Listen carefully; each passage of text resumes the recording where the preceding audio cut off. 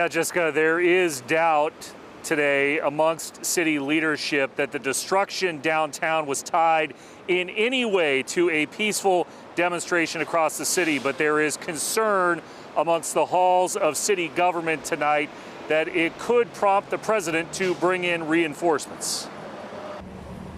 Violent vandalism again in downtown Seattle leaves businesses forced to board up. The people causing that destruction clearly came wanting to do that. They were dressed to do it. They had the implements to do it. They were, most people when they go to protest are not, camouflaged head to toe, wearing helmets and goggles and carrying baseball bats or inflammatory devices. Seattle's mayor suggests the vandals were not connected to a peaceful protest in another part of downtown.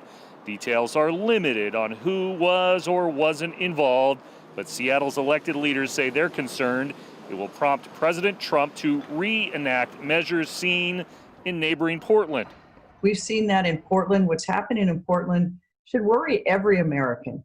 In that city, fatigued federal troops without identification detained protesters, sparking a public outcry. Today, the president suggested his administration would make the same move in other American cities. Councilmember Lisa Herbold, who has been a proponent of cutting police funding, also issued a warning.